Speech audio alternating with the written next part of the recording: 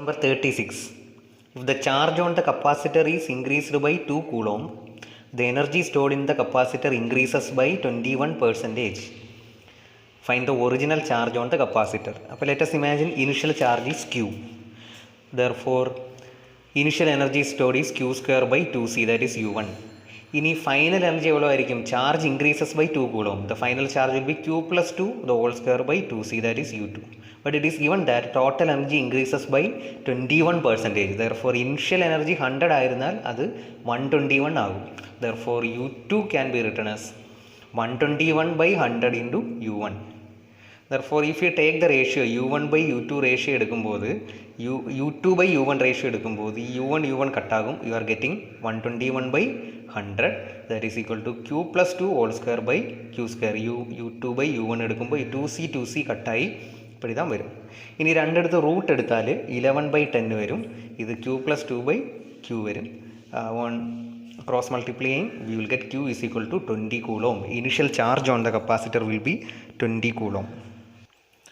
Now question number 37. A wire of length 5 meter and radius 1 mm has resistance 1 ohm.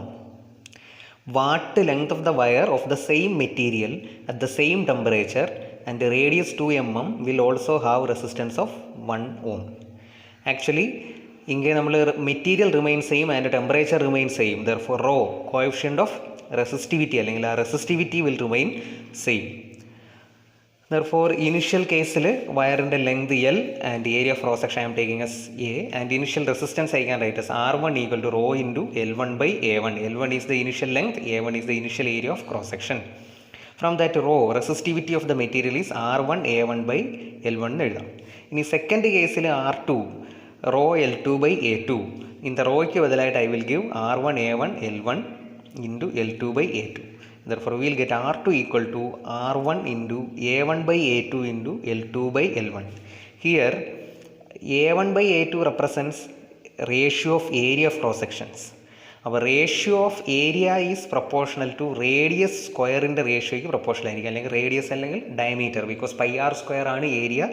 Therefore A1 by A2 can be written as R1 square by R2 square. Therefore A1 by A2 ratio ക്ക് ബദലായിട്ട് I will write R1 by R2 whole square L2 by L1 whole square. On substituting the values, initial resistance R1 is 1 ohm, R1 is 1 mm, R2 is 2 mm. Therefore 1 by 2 whole square. L2 താൻ കണ്ടുപിടിക്കണം. Initial length 5 എന്ന് വരും. And L2 is equal to on calculation L2 is equal to 10 metre വരും. Because we have to obtain the same resistance R2 also 1 ohm. R2 also 1 ohm. Now question number 38. A vertical straight conductor carries a current vertically upwards. A point P lies to the east of it at a small distance and another point Q lies to the west of the same distance. The magnetic field at P is consider magnetic field of earth also.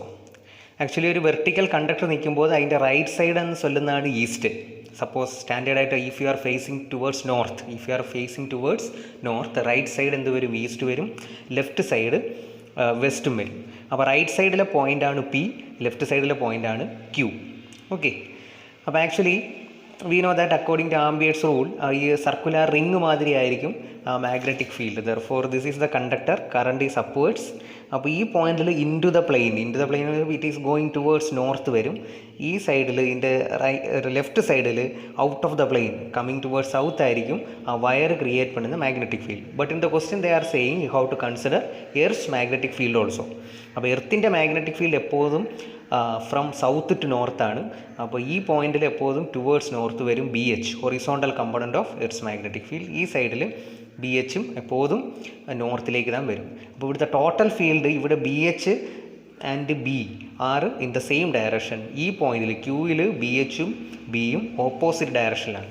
Therefore field at P will be B plus BH and field at Q will be B minus BH ആയിരിക്കും. Therefore field at P will be more than, അതായത് ആ ഈസ്റ്റിലെ field വെസ്റ്റിലെ ഫീൽഡിനേക്കാൾ അധികമായിരിക്കും. It will be more. Right സൈഡിൽ more ആയിരിക്കും, left സൈഡിൽ കമ്മിയായിരിക്കും when you are facing towards north.